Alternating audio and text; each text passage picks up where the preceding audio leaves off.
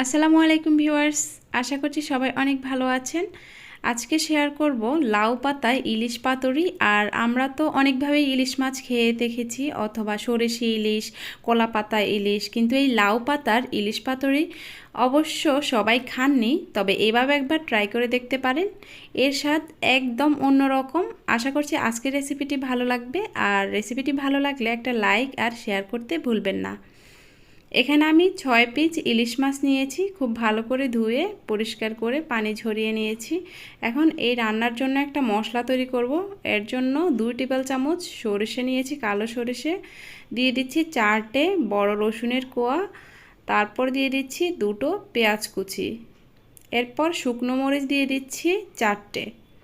তো এগুলোকে খুব ভালো করে ব্লেন্ড করে নিয়েছি। এখন মাছের সাথে আমি সবগুলি মশলা এখানে দিয়ে দিচ্ছি। এরপর দিয়ে দিচ্ছি স্বাদ মতো লবণ, সেই সাথে 1 চা চামচ পরিমাণ হলুদ গুঁড়া, উঁচু করে 1 চা চামচ লাল মরিচের গুঁড়া, সেই সাথে দিয়ে দিচ্ছি 1/3 কাপের চেয়ে একটু কম সরিষার তেল। এখন সবগুলোকে খুব ভালো করে মশলাতে মেখে 10 মিনিট ম্যারিনেট করে রেখে দেব। এরপর এখানে লাউ পাতা নিয়েছি আমি 6টা, খুব ভালো করে ধুয়ে পাতাগুলোকে আমি ভালো করে পরিষ্কার করে নিয়েছি। এখন একটা পাতার মধ্যে একটা স্লাইস করে মাছের পিস দিয়ে দিচ্ছি, আর কিছুটা মশলা দিয়ে একটা কাঁচামরিচ দিয়ে দিচ্ছি। এরপর খুব ভালো করে মুড়িয়ে নেব।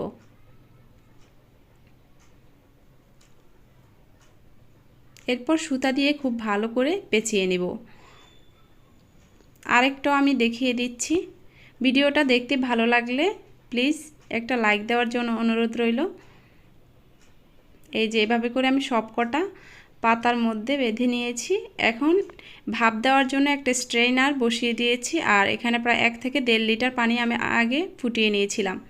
এখন একে একে সবগুলি মাছের স্লাইস বসিয়ে দিচ্ছি। এই রান্নাটা করতে তেমন সময় লাগে না, খুবই অল্প সময় এই রান্নাটা হয়ে যায়, আর খেতেও ভীষণ মজার। ঢাকনা দিয়ে ডেকে 10 থেকে 15 মিনিট মিডিয়াম হিটে আমি রান্না করব।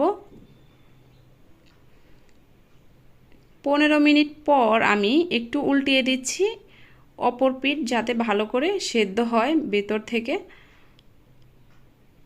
ঢাকনা দিয়ে আমি আরও 15 মিনিট লো হিটে রান্না করে নিয়েছি।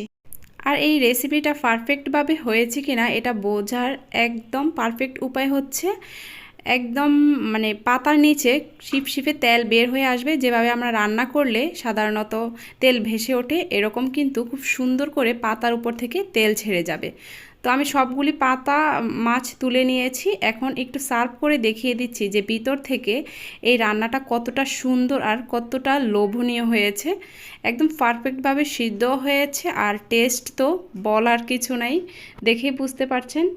এইভাবে একবার ইলিশ রান্না করে খেয়ে দেখুন, যদি ভালো লাগে চ্যানেলটি সাবস্ক্রাইব করে আমার পাশেই থাকবেন। সবাই অনেক ভালো থাকুন। আল্লাহ।